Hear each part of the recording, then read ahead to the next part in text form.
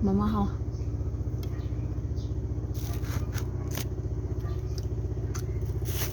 Akong sudan is uyap. Bumili lang ako sa aming kapitbahay.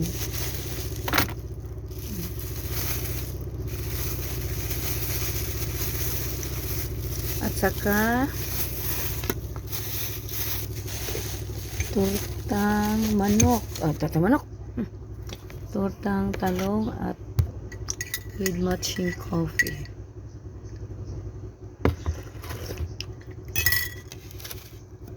Coffee is life. Kinamot ko guys.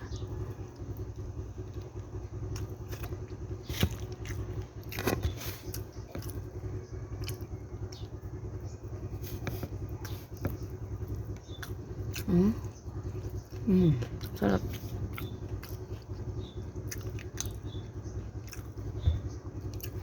Alam niyo guys,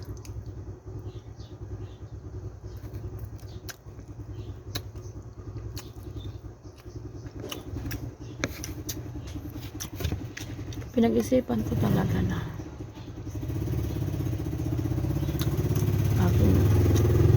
minsan mangarap tayo na isipin natin na bagay ba sa atin ito, ganun. At saka libre naman mangarap, diba?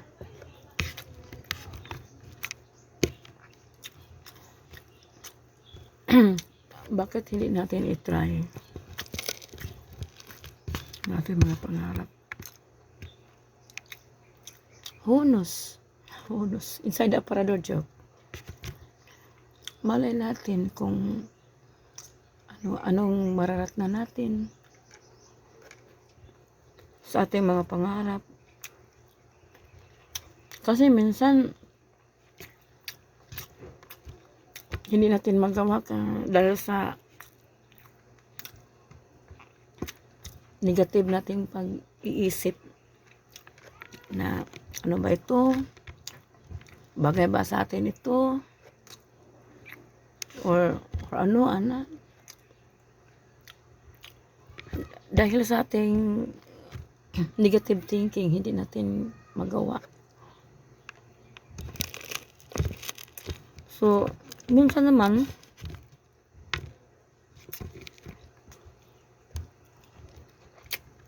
malakas ang ating pag-isip na gawin natin ito guys.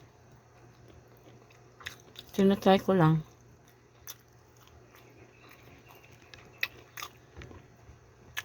Kung hindi para sa atin, hindi, diba?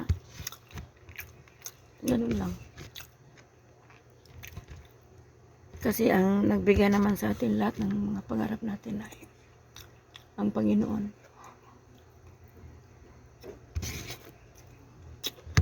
So, ihilingin natin sa Kanya na kung ano ang dapat sa atin.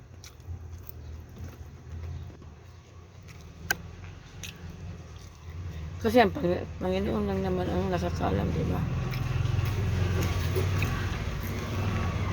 At sabi ng Panginoon, ako nang binasay ang mismong Tagalog ay lihok tao kay tabangan ko ikaw, diba? Ano siya?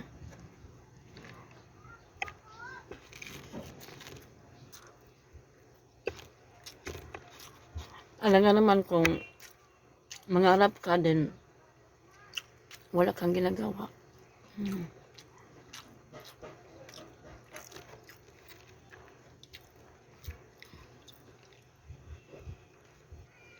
So, try lang natin ang ating mga pangarap.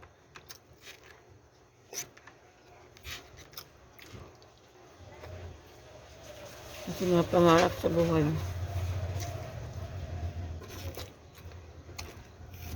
Sabi nila, huwag ka nga maghanap buhay kasi tapos na daw ang mga anak ko. Isa na lang. Sige ko mitabi sa kuya ng kwarto. No, palit ko buko. Palit ko 1 kilo. Asa na dyan? Karon na kay nag-record Ah, pa. ah. Sabi lang iba, um, huwag ka na maghanap buhay. Hindi na raw ako magtinda ng ulam, gano'n. Inisip ko naman na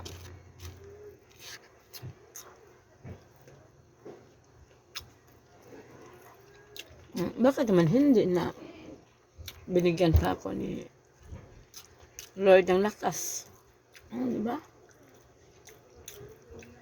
So, gagamitin natin kung ano magawa natin.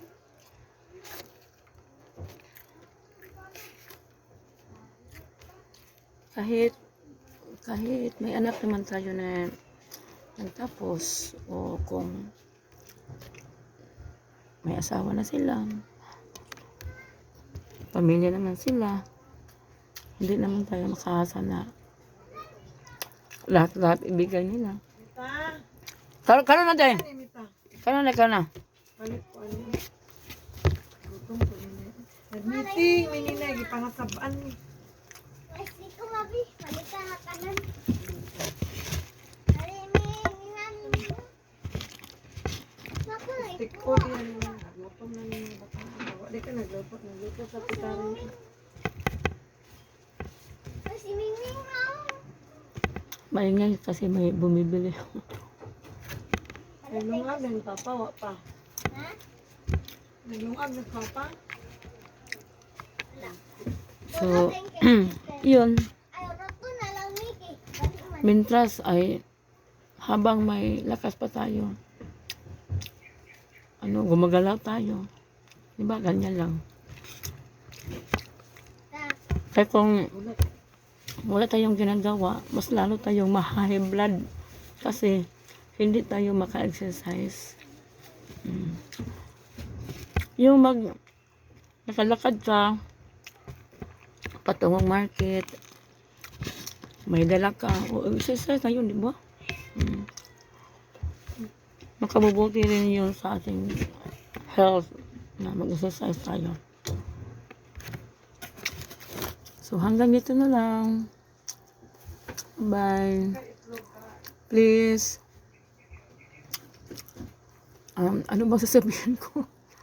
Please subscribe. Every vlog. Thank you.